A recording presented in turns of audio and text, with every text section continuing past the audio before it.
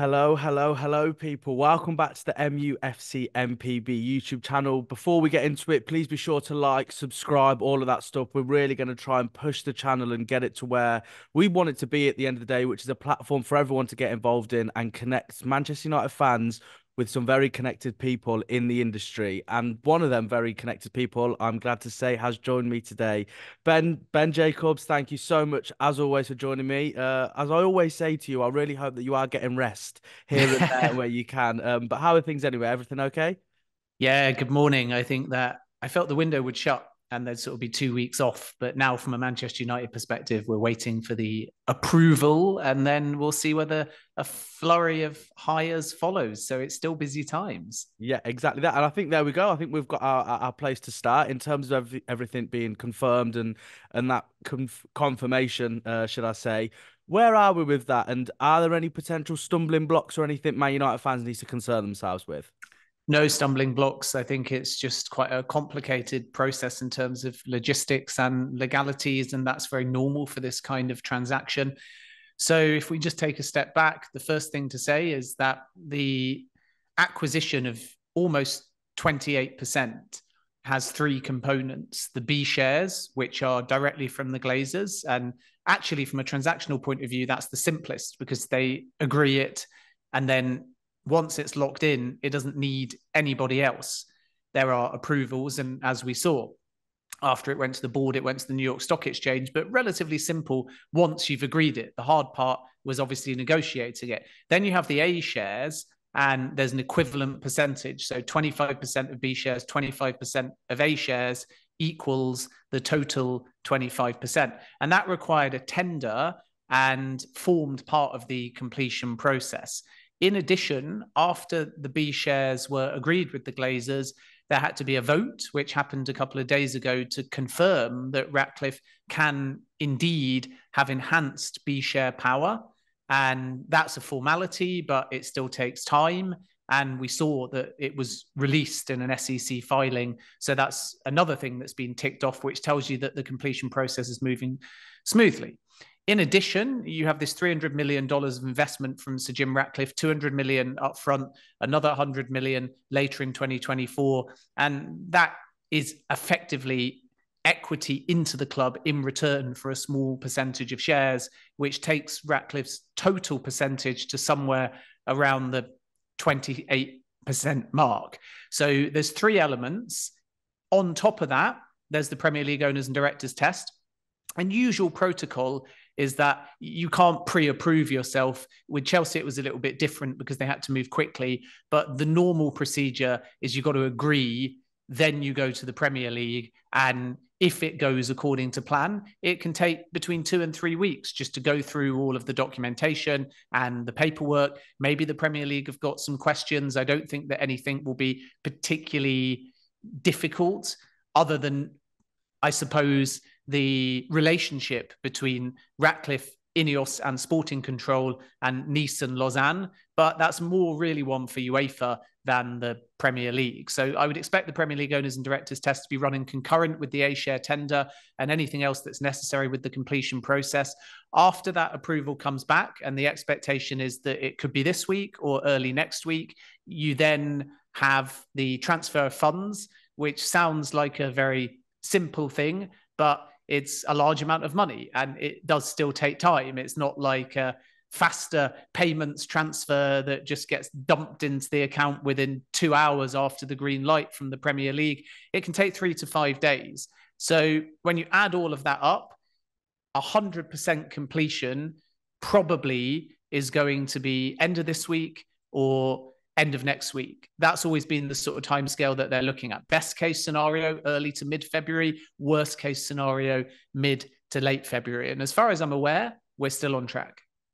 Yeah, there you go. I think hopefully that will bring a little bit of calmness, shall we say, amongst the Manchester United fans when it comes to a bit of an update in regards to Sir Jim Ratcliffe. And one of the big things that, of course, have hit the headlines this week is Sir Jim Ratcliffe's rather bold and courageous plans of Old Trafford. You know, there's been a lot of talk, even before Sir Jim Ratcliffe was confirmed, wasn't there, in terms of what's going to happen with Old Trafford.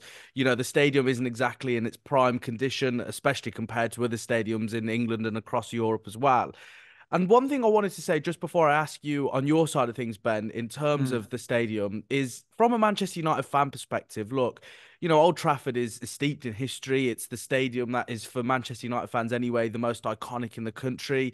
It's something that holds the very special memories of Sir Alex Ferguson's era. But I do think that certainly anyway, as a Manchester United fan myself, that I would be open to a new stadium potentially, because you only have to look at stadiums like Tottenham, the way that they're viewed across the world in terms of being the best in class, and ultimately Manchester United fans want to be known as the best in class in all departments. And I think Man United fans have also had a bit of a past with trying to hold on to the mm. glory days of yesteryear. Of course, when Sir Alex Ferguson stepped down, it was one of them situations where many people, not just Manchester United fans, thought a little tweak here or there, a slight change will be okay to keep things ticking. And similarly to Old Trafford now, there doesn't need to be little tweaks. There needs to be massive innovations to the stadium and the surrounding areas. So, from your perspective, before obviously I ask you, I can certainly understand Sir Jim Ratcliffe's bold plans, but in terms of actually putting them into fruition, in terms of getting the ball rolling, what have you heard, Ben? Well, anything you do in a stadium is going to take years, not months to decide, because there's fan consultation after you've come up with an internal strategy, there's design, there's planning permission, and then there's the building. So it's crystal clear that this is a high priority. And the fact that INEOS are seemingly going to lead on it tells you that they're not just in this bubble of sporting control, and also that a path to eventual control is still there constantly. So naturally, as we spoke about during the actual process, there were fears that if a path to control was not specifically laid out, maybe the Glazers would never exit. And that is still a concern. But I think it's clear with the amount of control and instant control and say that INEOS are being given that they will have this path to control. So they had to treat, in the end, the process as one aspect, because they ended up going down the line of only minority. If, as per originally, they had tried for 50% still or all of the Glazers shares, then it would have been different, and they could have outlined a path for control, and they could have put in this so-called put and call clause where they took 50% of the Glazers shares now, and then at a certain point both parties had the ability to either buy or sell. But as per the terms of this deal, it's its own legal entity, if you like, and there's no ability to add things that get you from 25 to 50 and so on. And that's partially because they're dealing with equal percentages of A and B shares, and they're trying to be fair, therefore, to both Glazers and ordinary shareholders. And it's complicated because it's two different processes. So if you agree a path to control with the Glazers, you're not necessarily under this minority type proposal giving equal terms and ability to the A shareholders to be a part of that. And if you do, you're projecting into the future, which complicates things because the A share can't be linked to the B share. They're two separate processes, and one with the A shareholders is a tender, and the other with the Glazers is a direct negotiation if you are dealing with their B shares. So it means you've got to kind of take it step by step by step, but it doesn't mean that there's not an eventual path to control. And I think the fact that INEOS are thinking about Old Trafford in the long term tells you that they don't just want sporting control, and Ratcliffe doesn't just want a minority share. He wants as much of the club as he can get, and potentially even as quick as he can get it. And I suspect the stadium redevelopment, before we come on to the specifics, will be a clue that tells you when the Glazers might go. Because if it becomes established that a new stadium or a developed stadium is going to be done by, let's just call it 2030, it might be a little bit ambitious, but nonetheless, using that year, we then probably see the Glazers realize that new stadium equals new income equals modernization. And then we have to understand what's around in that year or around that year in terms of things like Euros or World Cup cycles. Because if the Glazers sort of understand that as you get into the late 2030s or 2040 and beyond, the expanded Club World Cup comes to England, a World Cup comes to England, a Euros, we know, coming to the United Kingdom. As all these things happen, and hopefully from Manchester United's perspective, Old Trafford redeveloped or new stadium is this so-called Wembley of the North, there is new opportunity for all kinds of business. And then the club away from the football side becomes modern, it becomes marketable, and suddenly the history of the club and the power of the brand and the passion of the fan base is matched by the modernization of the club's infrastructure. And that all leads to money coming in. And then the value of the club rises, at which point maybe the Glazers decide to go. And maybe INEOS say, well, we've led on this, we've helped build all of this. It's unclear who will directly fund it. But once it's done, everybody benefits value-wise. And suddenly the Glazers may decide that they can get the price that's good enough for them to exit the club entirely. And INEOS turn around and say, in 10, 15 years, it might be sooner, by the way, but I'm just being pessimistic because stadiums take time to build. At that point, they may go and INEOS may assume full control of the Glazers shares and maybe even all of the football club. But as we think about these plans, we need to take a step back and understand that process. So Chelsea, during the actual process to buy the club, before anyone even came in, had a brief from Rain Group saying, you've got to address the stadium. And then after Clearlake Bowley won that bid, they have then spent a year in consultations and looking at planning permission. And now year 2 is going to be speaking to the fan base and deciding what they want to do. And then year 3 and 4 is going to be all of the logistics and the legalities and the government liaison. And then once they've established what they want to do and all the designs are done, they'll think about building. And their stadium, whether developed or whether new, will open in 2029, 2030 or 2030, 2031 at the earliest. And I use that example because Manchester United are 2 years behind, therefore, compared to when Chelsea started. So you're probably looking at 2031, 2032 at the earliest.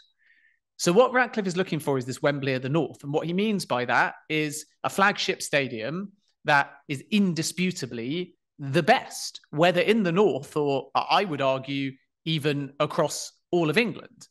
Because Wembley doesn't just have to be the one that people go to. It is the national stadium, but it doesn't mean that you can't build bigger than Wembley's capacity. It doesn't mean that you can't be more modern, because by default, like with the Spurs stadium, when you open something that is new, you have the ability to be the most innovative. And even if there's other historically great stadiums or modern stadiums, you're right up to date with all of the cutting edge trends and technology. So anything that opens today is by default going to be more modern than something that opened in the last 2 or 3 years, even if it is still liked and big and great for fan engagement and digitally innovative. And this is why I think Ratcliffe wants something that gets picked, even potentially above the Etihad Stadium. And in addition to that, come what may, is part of anything that is under consideration for income. So that's Manchester United games, that's other football games like England coming up north, that is other sports, and that is music concerts. And then around that, hotels and shops. So how do you do that? You can either renovate Old Trafford, you can build next to or kind of behind it, much like Tottenham did with their new stadium right next to White Hart Lane, or you can find a new site. So option 1, the revamping, is actually the most difficult, believe it or not, because people assume that revamping keeps everyone happy. It keeps the Old Trafford identity. And whilst you're revamping, you're still in it because you can potentially do it stand by stand. But it's much more complicated than that. It's much less value in terms of long term. And in addition to that, it's much slower. And by much less value, I mean, it's cheaper now, but once you start renovating, you've got to continue and continue and continue. And some would argue that you're kind of, in this context, papering over the cracks.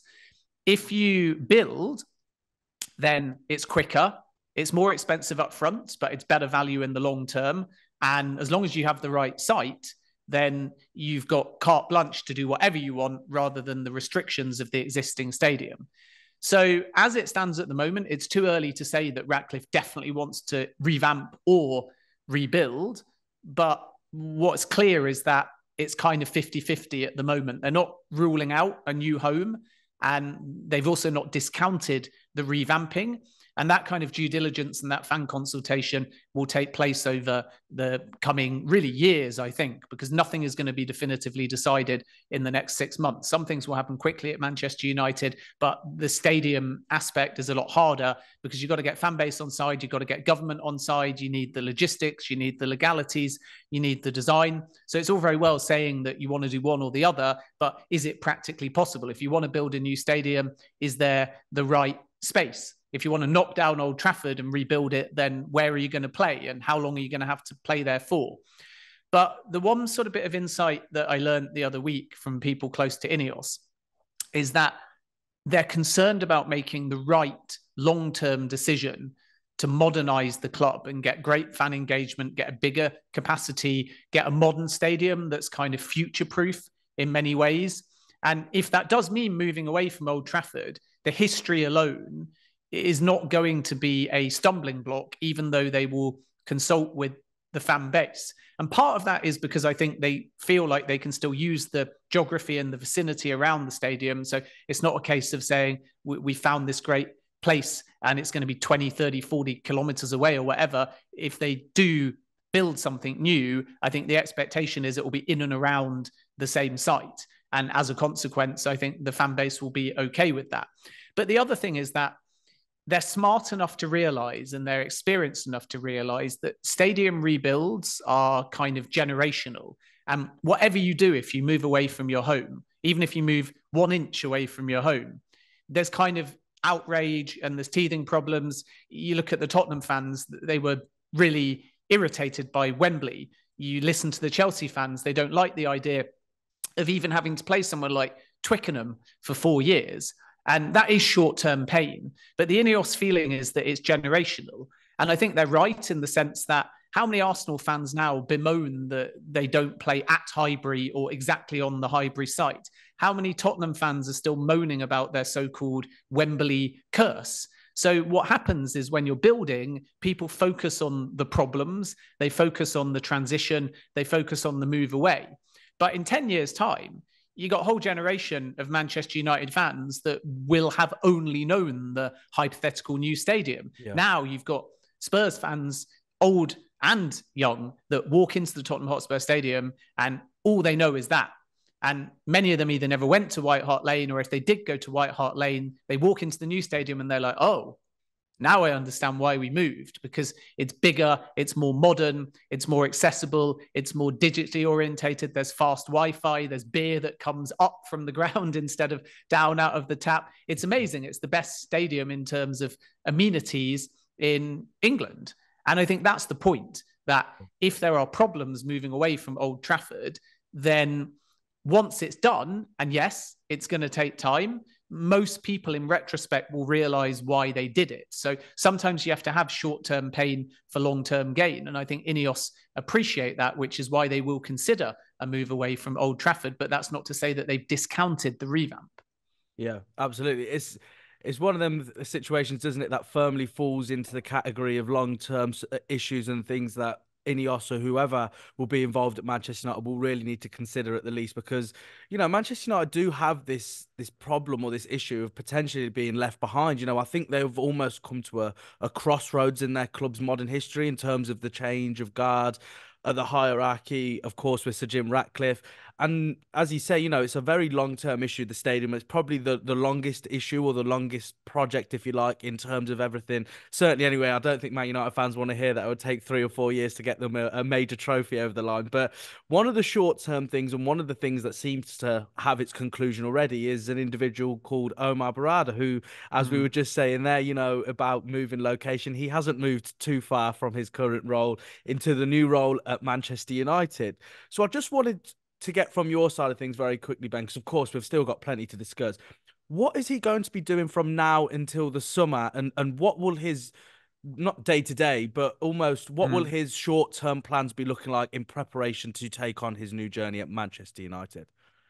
Well, he's on this sort of gardening leave, so that's the first thing to say, which means that he can't start until the end of the season. That's normal protocol because he's left a rival club. And that means that he can have no formal influence and he can't be on the payroll. But that's not to say that He can't be consulted, which is perfectly legal. He will have a say on things like the sporting director, and he'll have plenty of time to look at the club kind of from the outside in, but it would be understandable if he's on certain meetings. And I think that there's clear terms when you leave another club, and naturally Manchester United and Omar Barada will fully respect them. So there's certain things he can do, and there's certain things he can't do. And there's certain informal things that he can be advised on or offer advice to. And there's other things that he can't get involved in. Otherwise, he's in breach of his gardening leave. And everybody knows that. The terms are clear. And both Manchester City and Manchester United are very transparent and comfortable with the situation. So what Barada's going to be doing is making sure that he hits the ground running, much in the same way that INEOS have done. You may have noticed that they started the strategic review during this completion process, and therefore this 100 days is not 100 days. It's kind of pre-completion, couple of months, and then post-completion, couple of months. And that's a bit different to 100 days where you come in and you wait and you wait and you wait. Because if you've done half of your 100 days or so, give or take, before you've come in, then some decisions you'll be clear on, which is why they know the CEO that they want, and which is why they're working very hard to finalize a sporting director. Then when they're in, they'll be a bit more focused, I think, on fan engagement and assessing internal staff and naturally football decisions and summer planning. So the bigger picture stuff has actually been started, and some of it determined before they've come in. And Barada will be the same. He'll be planning bigger picture. He'll be across commercial things for next season. He will be eligible to input to things that are not relevant to this season.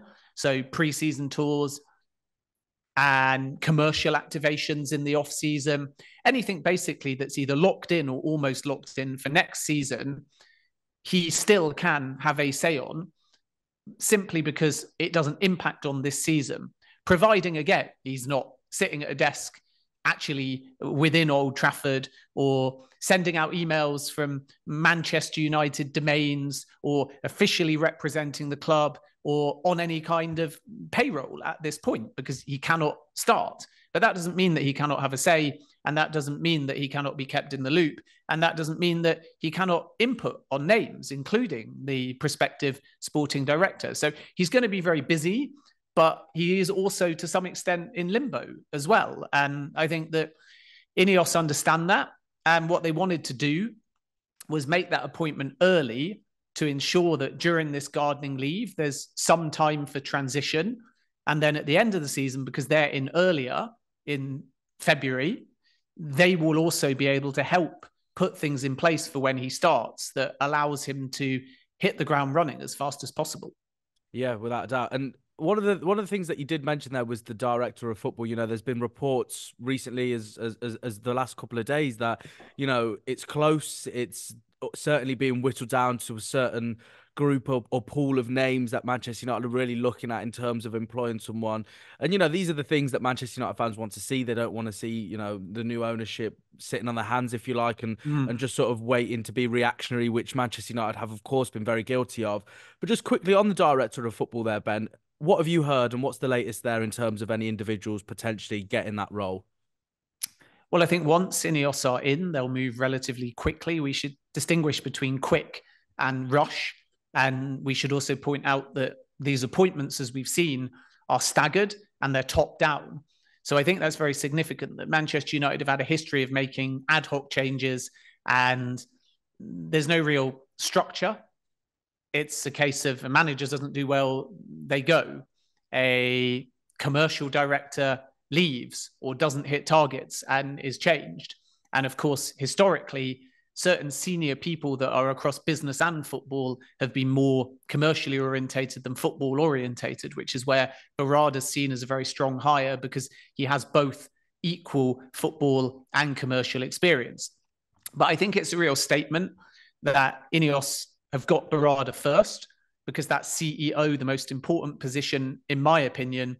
I know some fans will say sporting director, but the reason I say Barada and CEO is because the only way this works is if the Glazers and INEOS coexist.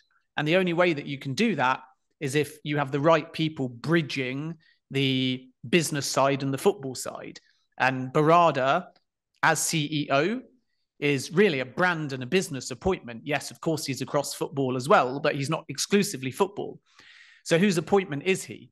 Glazers or INEOS? Technically, Glazers, but we sort of have to be careful about the S in Glazers now because Ratcliffe has more shares than anybody. So it's only Glazers with an S if all 6 combine. And if they do so, they have control of the club. But if we're talking about individuals, then Ratcliffe is the most significant individual at the club as far as shares are concerned.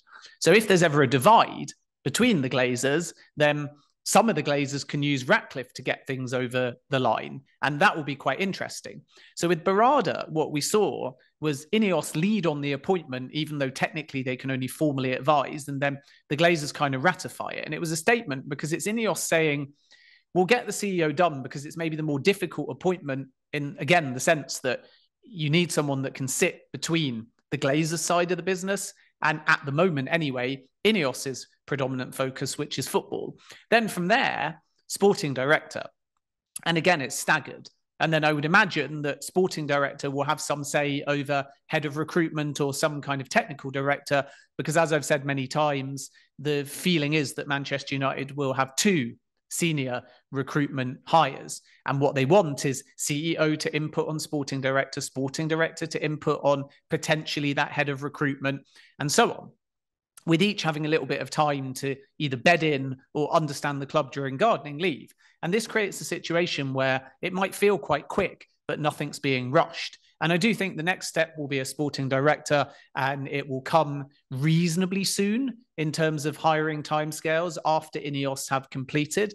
And that's normal because 1, they'll want that sporting director in working ahead of the summer, or 2, they will understand that if they are hiring an incumbent, like with Barada, there may be a challenge getting them in for the summer because gardening leave may prevent it. And a sporting director often has a long period of gardening leave. It will depend on the individual if they're at a current club. In addition to that, what the actual terms are and if they can be negotiated. But Dan Ashworth, for example, when he left Brighton, had to wait a long time before he could start at Newcastle United. And the gardening leave is a bit less amicable in the sense that it's there for non-compete. Yes, with Barada, it's kind of the same. But between now and the end of the season doesn't really impact a CEO coming in the off-season to plan for next season.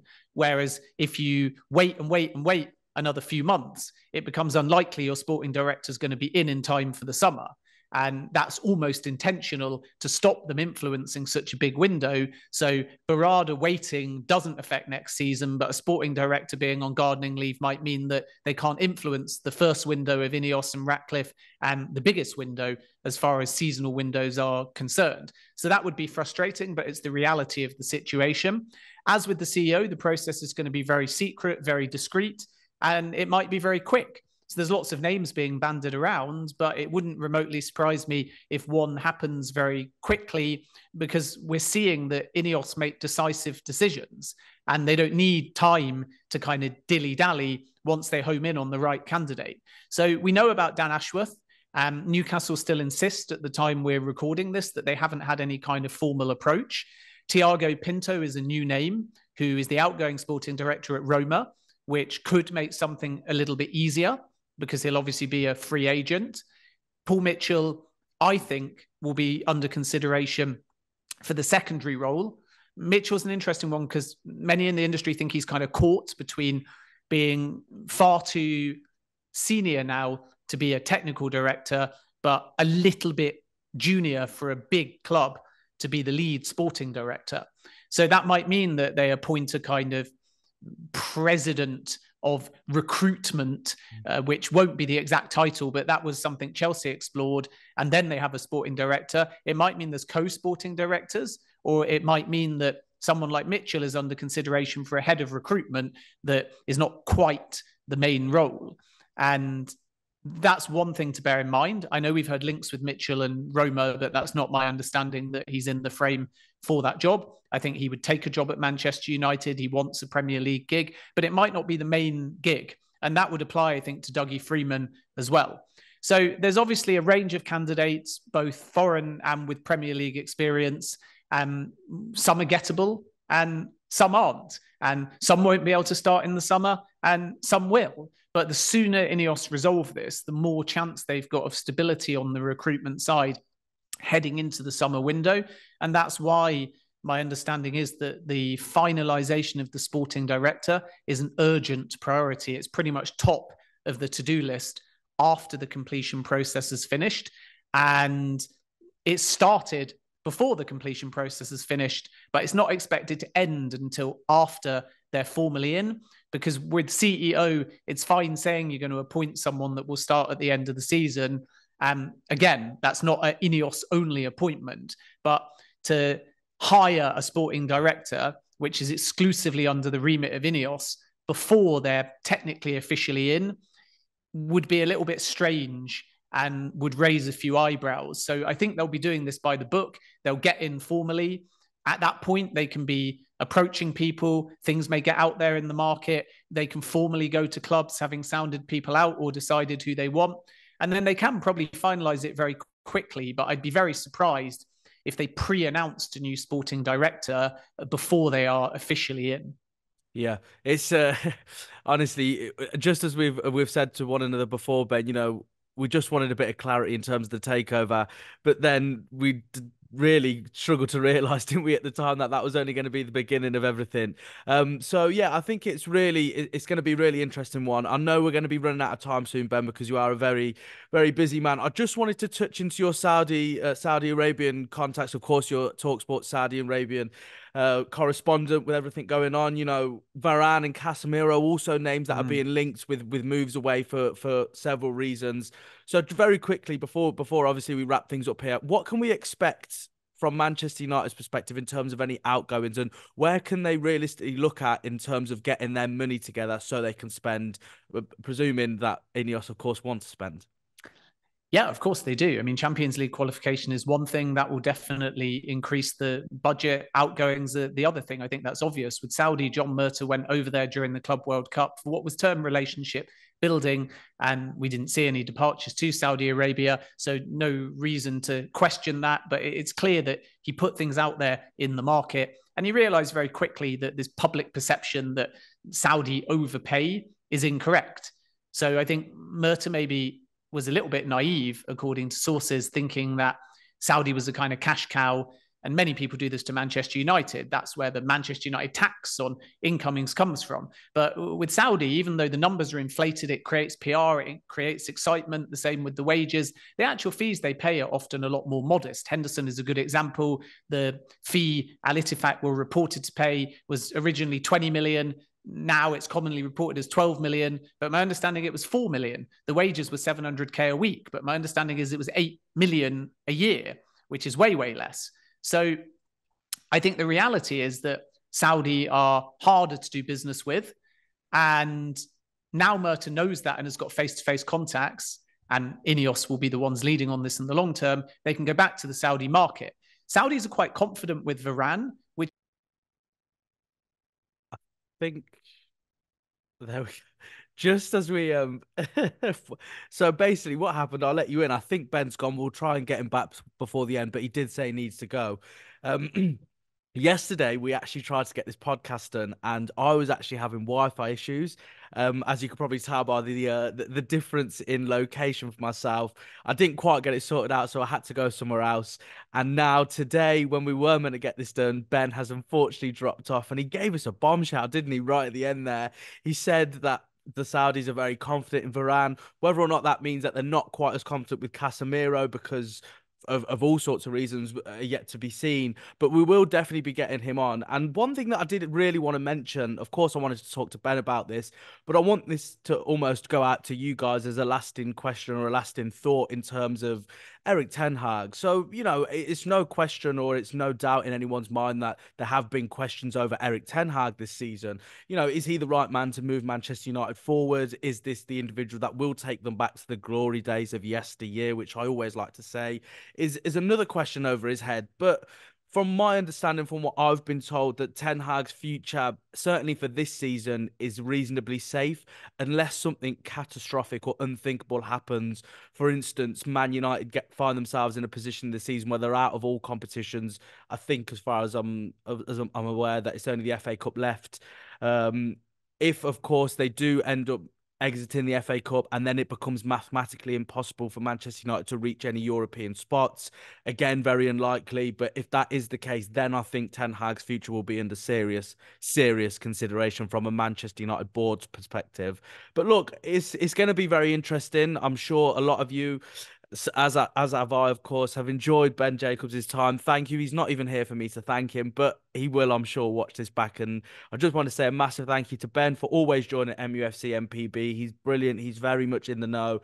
And he's a very busy individual. This guy is all over the place. He's here, there, and everywhere. Not to mention all the work that he's doing across Saudi and there desperation, if you like, to really make a splash in the world of football. But thank you, of course, to everyone who's listened. Thank you, of course, to everyone who's watched, like, subscribe on the MUFC MPB channel. If you don't already, in the very unlikely case that you don't already, follow them on Twitter.